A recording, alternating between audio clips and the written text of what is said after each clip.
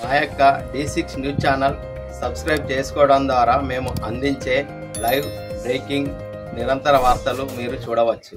అణచివేత, కూల్చివేత, నరికివేత రాష్ట్ర ముఖ్యమంత్రి రేవంత్ రెడ్డి గారు గత 15 నెలల్లో చేసింది ఏంటంటే నేను ఇప్పుడు చెప్పిన 3 విషయాలు.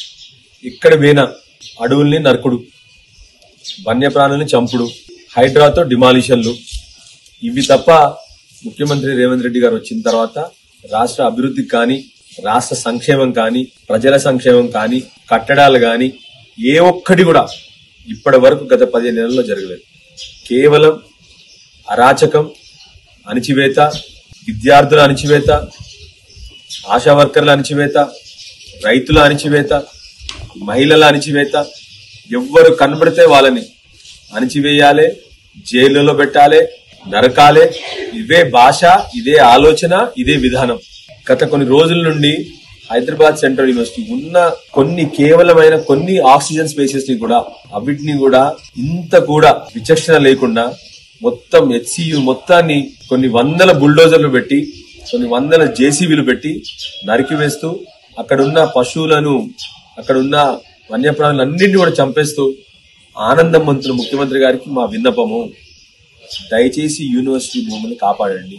దయచేసి భవిష్యత్తు మన పిల్లలకు భవిష్యత్తులో శ్వాస తీసుకోవడానికి మిగిలిన కొన్ని ఖాళీ జాగల్ని దయచేసి కాపాడండి.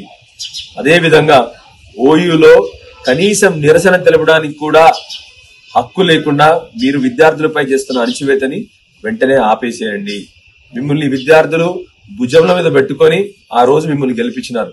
ఇవాళ మీరు అదే విద్యార్థుల్ని ఎక్కడ పడితే అక్కడ అణచివేయడం, అదే విధంగా ఇక్కడున్న HCUలో ఉన్న ఏకైక లంగ్ స్పేస్ ని మీరు ఏదైతే నరికివేస్తా ఉన్నారో దయచేసి వెంటనే ఆపండి. భవిష్యత్తులో కొద్దిగా ఆలోచించి రాష్ట్రం అభివృద్ధి గురించి ఆలోచన చేయండి, రాష్ట్రం సంక్షేమం గురించి ఆలోచన చేయండి. దయచేసి మీరు పాతగా నేను రియల్ ఎస్టేట్ అన్ని తెలుసు అని, మేము ఏదో రియల్ ఎస్టేట్ తెలిస్తే రియల్ ఎస్టేట్ బాగుంటుంది అనుకున్నాం.